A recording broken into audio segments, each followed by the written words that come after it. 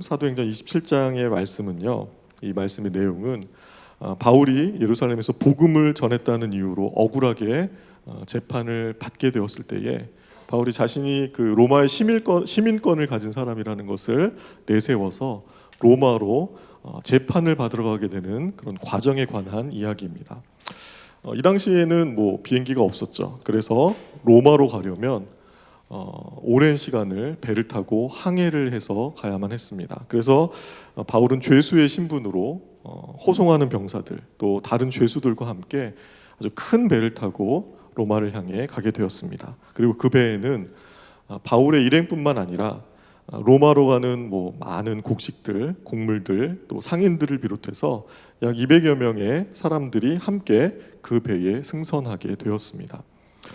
3절부터 보면 이 배의 여정이 나오는데요.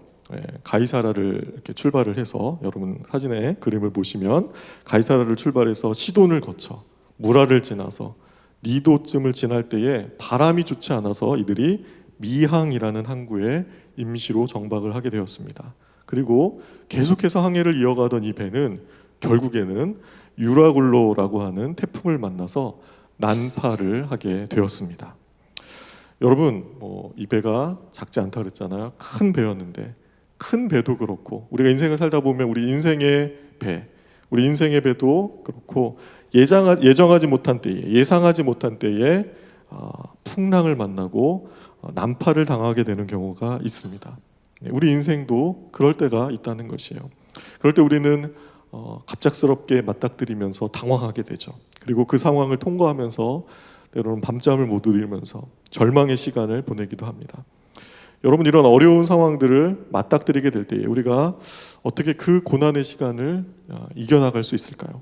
이 시간 우리가 이 본문을 통해서 이 바울이 타고 가던 배가 난파가 되어지고 또 다시 이것이 극복되어졌던 그 과정을 통해서 우리 인생의 배도 난파될 때가 있는데, 과연 우리는 그때 어떻게 대처해야 할지를 오늘 본문 말씀을 통해서 함께 묵상해 보는 시간을 갖도록 하겠습니다. 이 시간 본문에서 한 3가지 질문을 가지고 우리가 어떻게 대처해야 될지를 생각해 보기 원하는데요. 우리 인생의 배가 난파하게 되었을 때에 생각해 봐야 할 3가지 질문이 있습니다. 그 첫 번째는요, 난파선이 되는 이유가 무엇인가에 대한 질문입니다. 난파선이 되는 이유가 무엇인가? 왜 난파하게 되는가 하는 것입니다.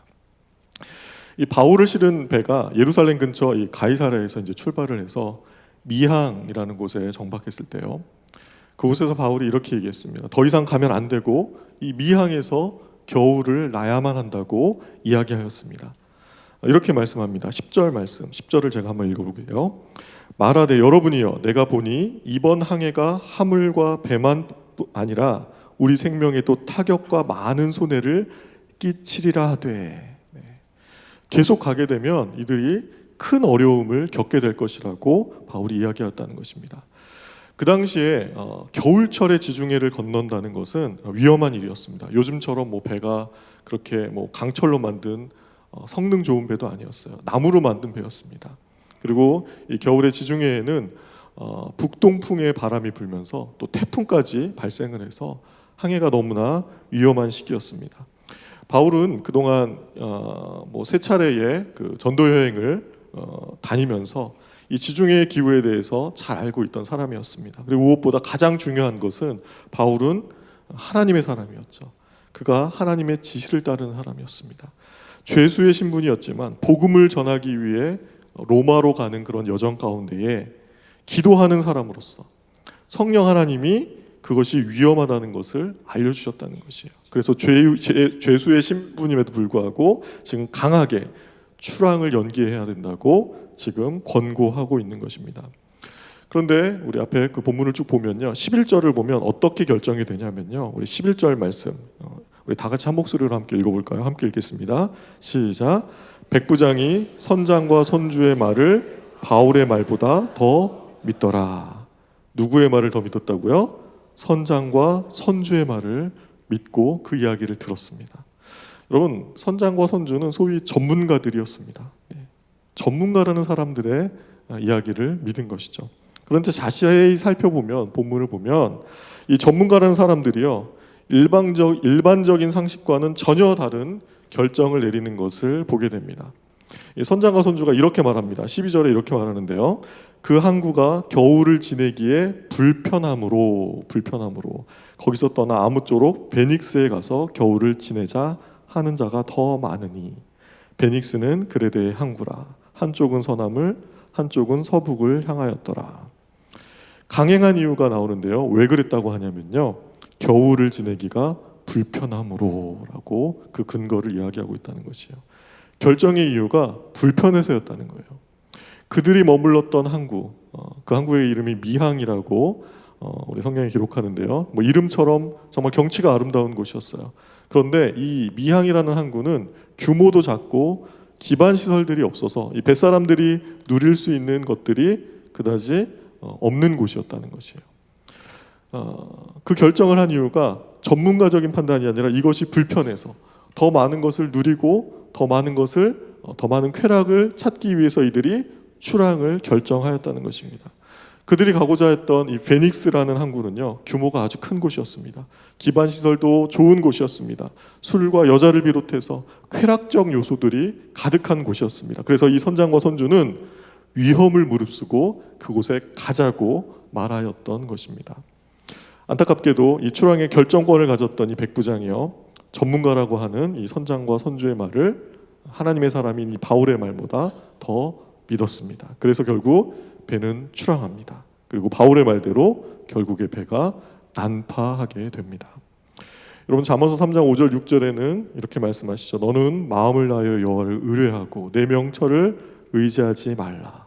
너는 범사에 그를 인정하라. 그리하면 내 길을 지도하시리라 라고 말씀하고 있습니다. 여러분, 사람의 지식, 사람의 생각, 사람의 경험보다 더 중요한 것은요, 그 길을 누가 인도하는가 하는 것입니다. 그 길을 하나님께서 인도하시는 것을 우리가 따를 때에 그 길이 형통하다는 것입니다. 오늘 본문을 보면요, 그들이 출항했던 또 하나의 이유를 또 얘기하는데요. 13절에는 또 이런 말씀이 있습니다. 우리 13절 한 목소리로 함께 읽어보겠습니다. 함께 있습니다. 시작. 남풍이 순하게 불매 그들이 뜻을 이룬 줄 알고 닻을 감아 그레데 해변을 끼고 항해하더니, 이들이 지금 항해를 하기로 결정을 하고 날씨를 봤어요. 날씨를 봤더니 날씨가 너무 좋았다는 거예요. 항해하기 딱 좋은 그런 바람이 불었다는 것입니다. 한마디로 가면 안 되는 것이 맞는데도 지금 환경이 허락되고 있는 것을 보았다는 것입니다.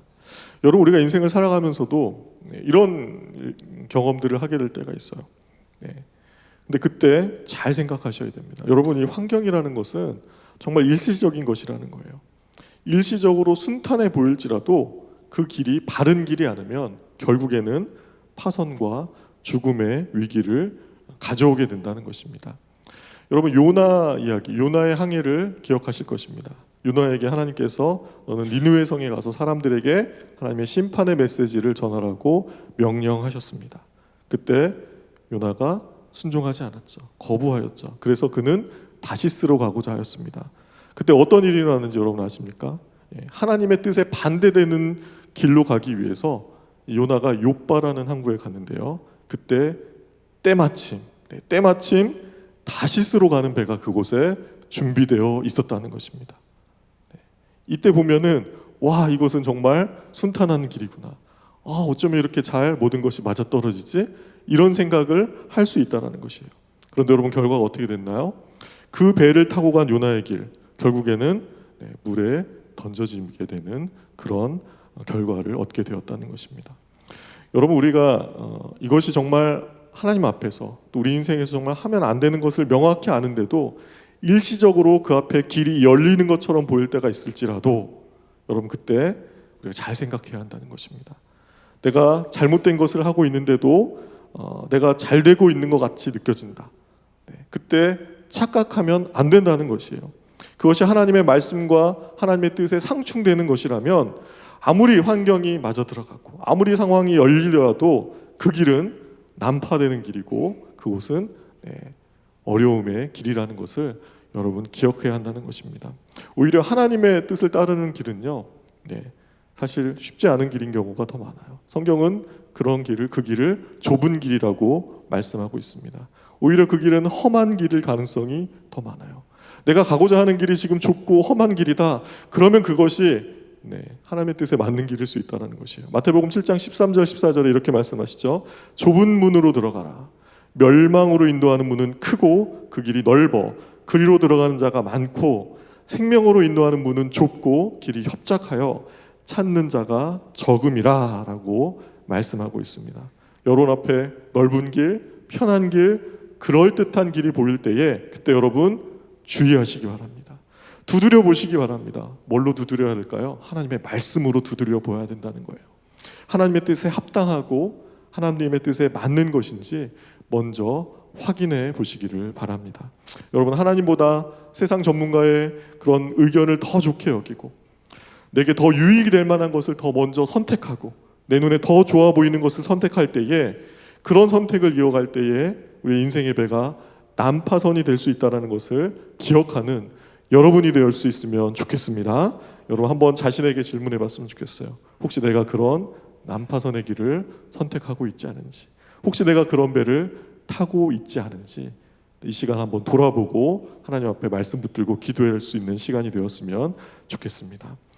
또 하나 우리 두 번째 질문이 있습니다. 우리 인생의 배가 파선할 때에 만일 우리의 배가 어떻게, 두 번째 질문은 난파되었다면, 우리의 배가 난파되었다면 그때 어떻게 해야 하는가 하는 질문에 대한 답을 찾아야 한다는 것입니다. 여러분, 우리가 인생을 살면서 내 인생의 배가 난파되는 그런 상황을 맞이한다면 우리는 어떻게 해야 할까요? 답은 한 가지입니다. 정답은 명확합니다. 돌이켜 하나님 앞에 나아가야 하는 것, 이것이 중요하다는 것이에요. 한번 따라해 봅시다. 돌이켜 하나님께로 나아가야 한다.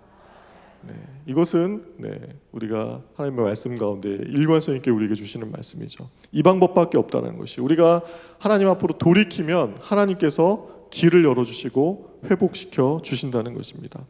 오늘 본문에는 우리가 어떻게 돌이켜 하나님 앞에 나아갈 수 있는지 그 방법 두 가지를 말씀하고 있는데요. 그것은 하나님의 말씀을 듣는 것과 그 말씀을 믿는 것입니다. 듣는 것과 믿는 것. 여러분, 우리가 어떤 절망스러운 상황 가운데 있을지라도요, 우리에게 말씀하시는 하나님의 음성을 들을 수 있어야 합니다. 들어야만 한다라는 것이에요. 우리 23절, 24절 말씀을 우리 다시 한번 한 목소리로 한번 읽어보겠습니다. 23절, 24절 함께 있습니다. 시작. 내가 속한 바 곧 내가 섬기는 하나님의 사자가 어젯밤에 내 곁에 서서 말하되 바울아 두려워하지 말라. 내가 가이사 앞에 서야 하겠고 또 하나님께서 너와 함께 항해하는 자를 다 내게 주셨다 하였으니.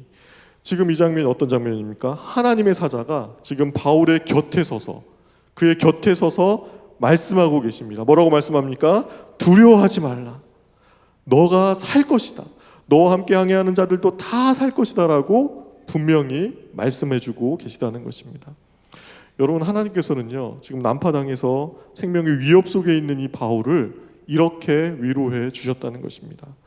우리가 기억해야 할 것은요, 우리가 어떤 상황 가운데 있을지라도 하나님께서는 그의 자녀들을, 그분의 백성들을 그가 하나님의 음성을 들을 수 있도록 바로 곁에 머물며 말씀해 주신다는 것이에요. 바울이 그랬다는 것이에요. 바울이 하나님의 말씀을 들을 수 있도록 하나님께서 바울 바로 곁에 가까이 머물러 주셨다는 것입니다.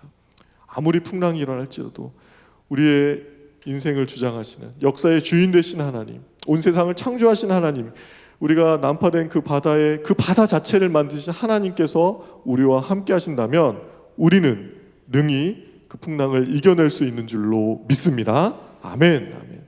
중요한 것은요, 우리가 그 상황 가운데에 그 하나님의 음성을 들을 수 있는 귀가 있는가 하는 것입니다.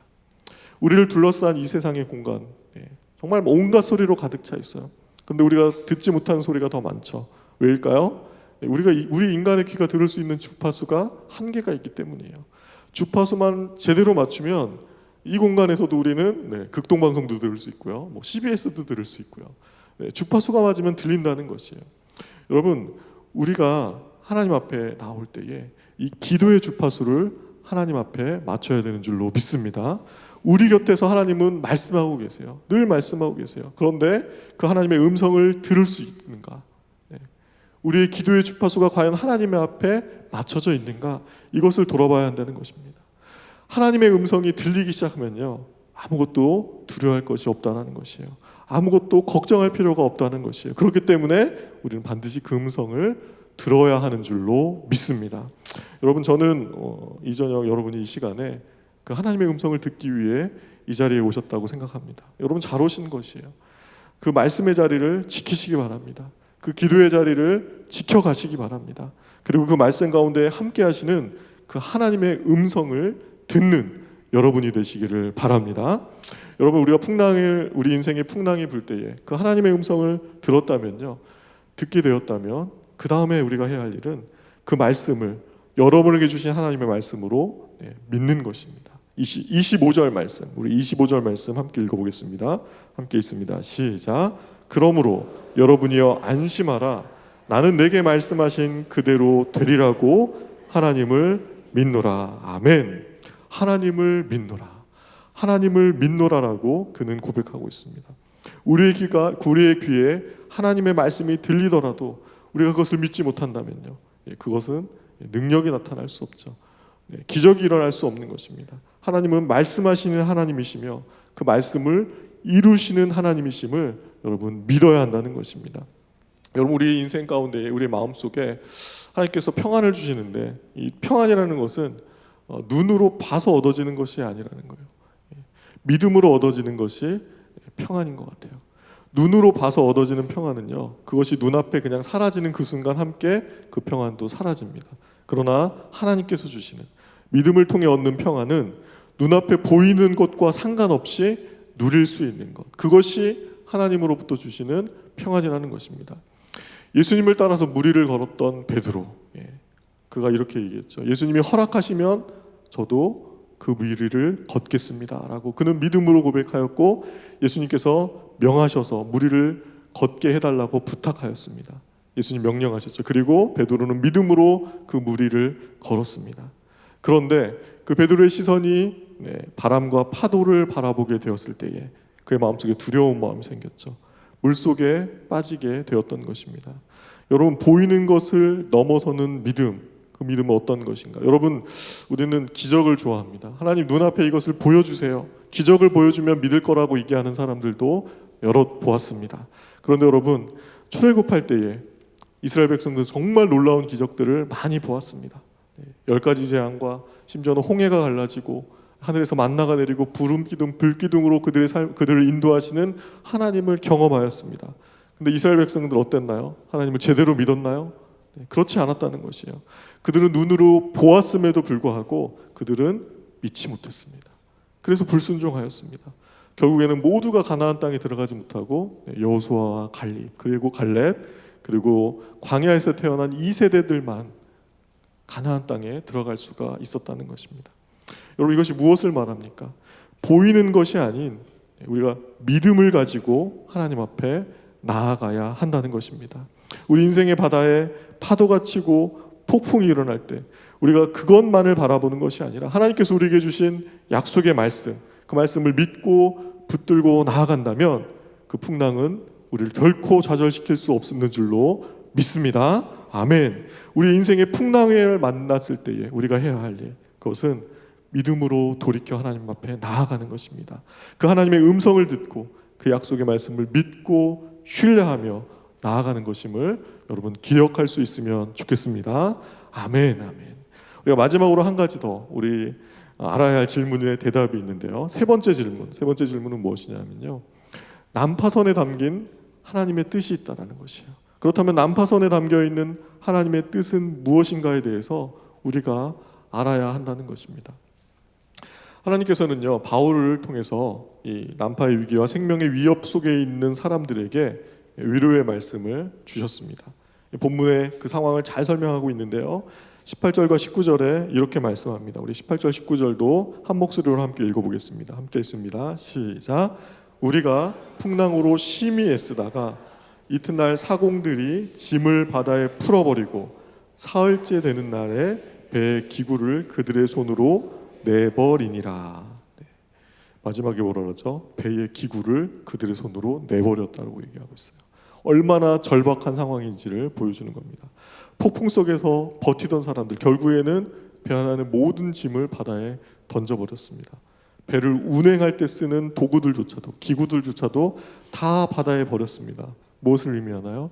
모든 것을 포기한 그런 상황이라는 것이에요. 이들이 처음 이 배에 탈 때의 모습은 어땠을까요? 아마 많은 기대를 가지고 그 배에 승선하였을 것입니다. 로마에 가서 돈도 많이 벌고 새로운 꿈과 희망을 이루어갈 그런 기대들을 가지고 탄 사람들이 많이 있었을 것입니다. 그런데 이제 모든 것을 바다에 다 던지면서 다 포기하면서 빈털터리로 될 수밖에 없는 상황이었죠. 그리고 더 나아가서는 이제 생명까지도 잃을 수 있는 이 처참한 상황 속에 하나님께서 바울을 통해 그들에게 위로의 말씀을 전해주셨다는 것입니다. 여러분, 하나님의 음성과 하나님의 손길은요, 우리가 다른 것에 매달려 있고 다른 것을 누리고 있고 다른 것을 집중하고 있을 때에는 잘 들리지 않는 것 같아요. 그럴 수밖에 없죠. 우리가 집중하고 매달리는 것에만 우리의 모든 관심이 거기에 집중되어 있기 때문일 것입니다. 그러면 언제 하나님의 음성이 들리고 언제 하나님께서 우리와 함께 하시는 것이 잘 느껴질까요? 언제 그것이 잘 느껴지냐면요, 바로 이들과 같은 상황일 때, 우리가 붙들고 있는 것이 다 손에서 빠져나가고 다 없어졌을 때에, 내가 붙들고 살아왔던 것이 문제가 생겨서 이제는 다 사라지고 인생의 바닥을 경험할 때, 그때 비로소 하나님의 음성이 가까이 들리고 느껴지게 된다는 것입니다. 여러분, 하나님의 음성, 하나님의 손길은요, 우리가 다 내려놓고 더 내려놓고 모두 다 내려놓아서 하나님이 내 인생의 배에 선장이 되어주시고 주인이 되어주신다고 고백할 때에 그때 들리기 시작한다는 것입니다. 여러분, 우리 인생의 배가 난파되는 것을 경험할 때 그 안에 담겨있는 하나님의 뜻은 무엇이냐면요, 그것은 바로 하나님께서 우리 인생의 배에 선장이 되어주시기를 원하신다는 것입니다. 우리 인생의 주인 되시기를 원하신다는 것이에요.